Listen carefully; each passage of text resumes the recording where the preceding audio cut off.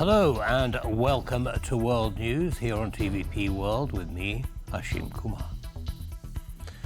US Secretary of State Marco Rubio has ordered an immediate stop to the majority of the country's foreign aid, including aid for Ukraine, for 90 days, pending review. The directive follows Trump's executive order signed on Monday, which paused new foreign relief obligations for a similar period of time.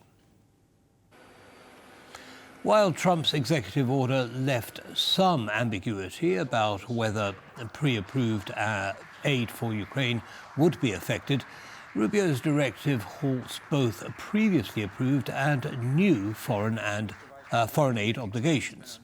The directive states that decisions regarding the continuation or modification or termination of the existing obligations will be made following Rubio's review.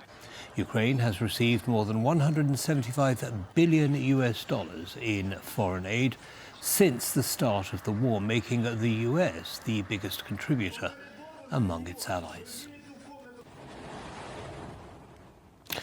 Ukrainian President Volodymyr Zelensky said on Friday that Vladimir Putin has been trying to influence Donald Trump's efforts to broker a peace deal between Ukraine and Russia and end the nearly 3-year-long war.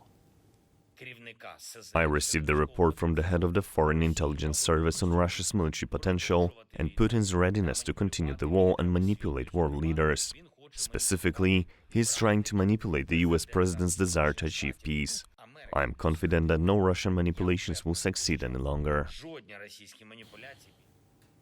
Rafał Trzaskowski, the mayor of Warsaw and a presidential candidate, is against sending Polish troops to Ukraine as part of a potential peacekeeping mission.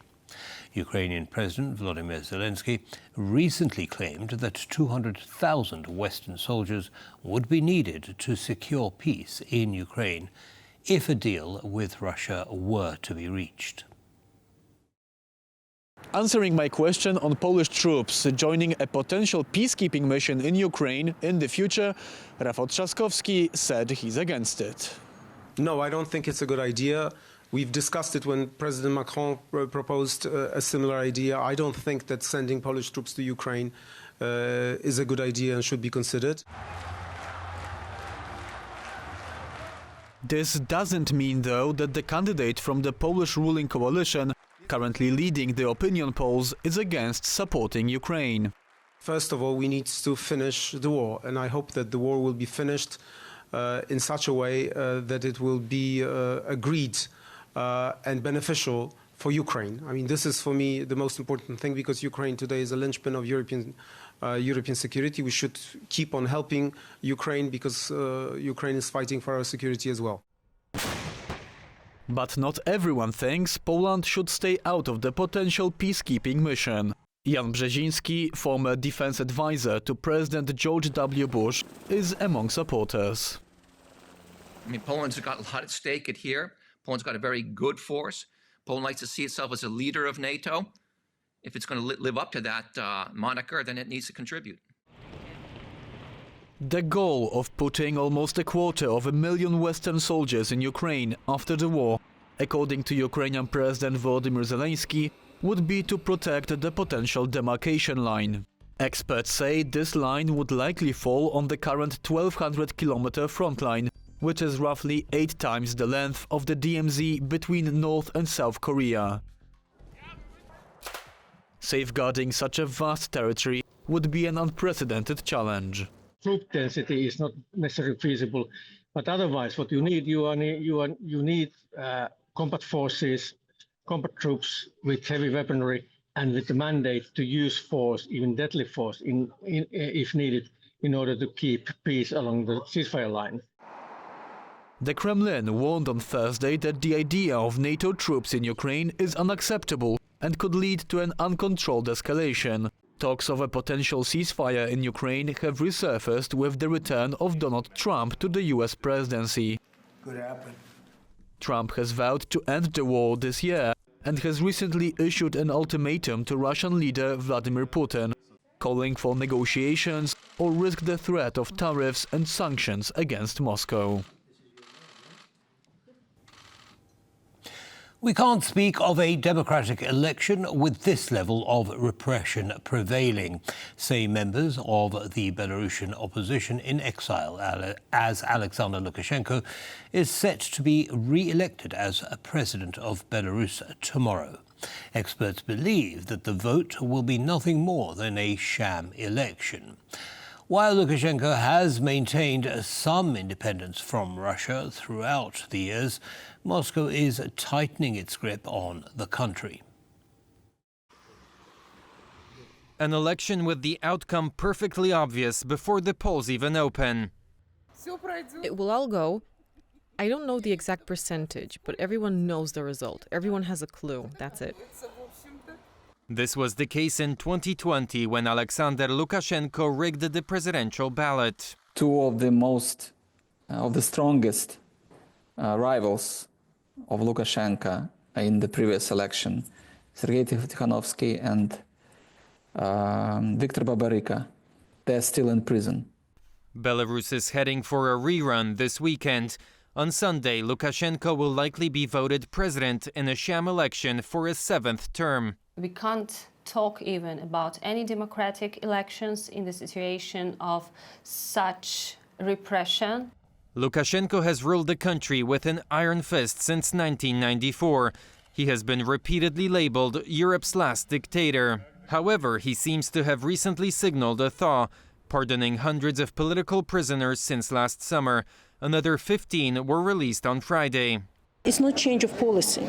It's like testing democracy. Look, I released 20 people. Is it enough for you? Are you ready, to lift sanctions? Are you ready, to recognize me? No? Okay, 20 more. In spite of the pardons, there are at least 1,200 unlawfully detained political prisoners in Belarus, according to human rights watchdog Vyasna. Around half of them are participants in the protests that followed the 2020 presidential election. The rest are those who were targeted later for actions that happened later. That includes online commenting, so-called insulting and libeling Lukashenko, which is one of the most popular charges that the political prisoners face. Polish journalist Andrzej Poczobut is among the detained.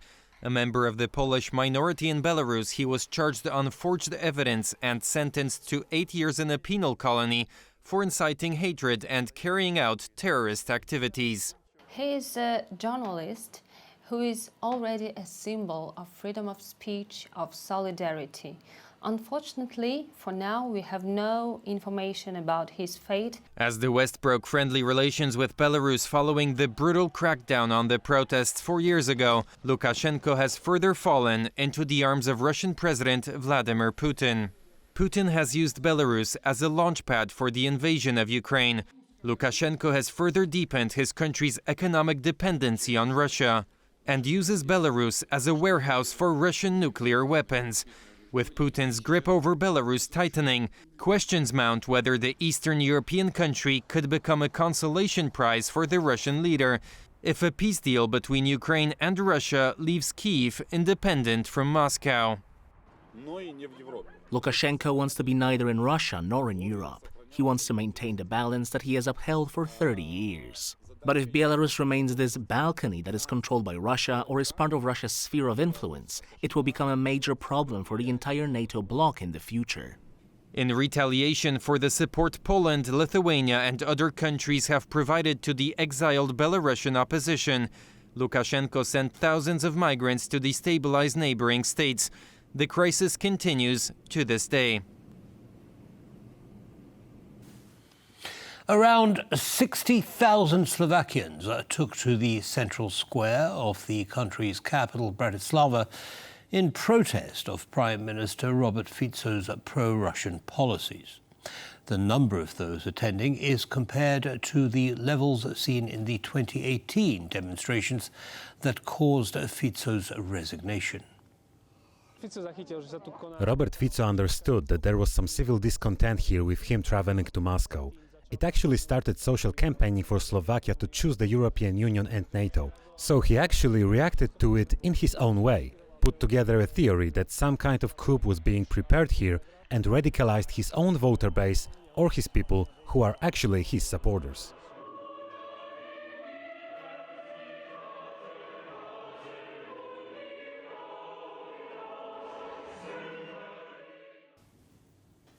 Moving to Romania now, where supporters of far-right presidential candidate Călin Georgescu have marched across the capital city of Bucharest, marking the country's Unification Day.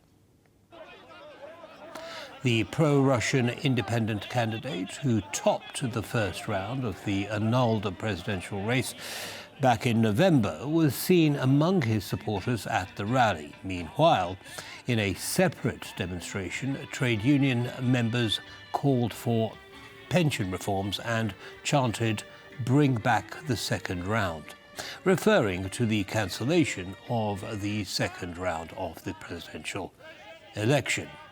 Romania's Constitutional Court annulled the election results last year over Georgescu benefiting from a TikTok campaign while not revealing who funded it.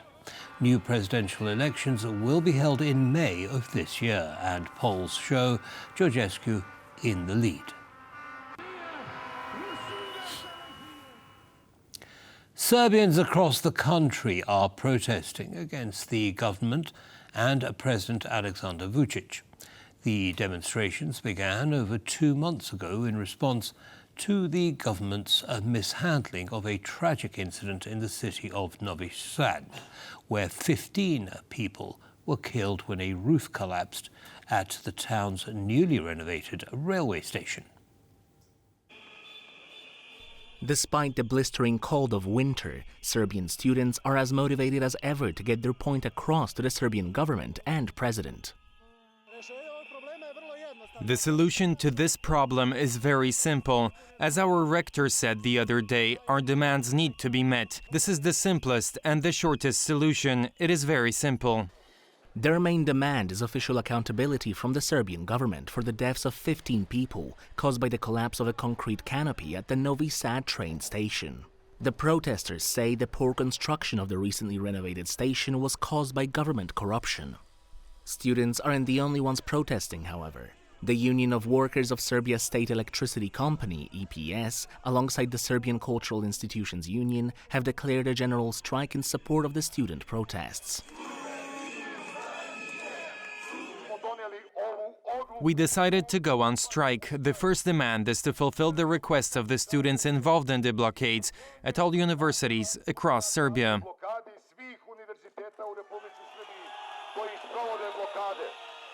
Local media also reported that restaurants, private companies, non-governmental organizations and cinemas were joining the strike.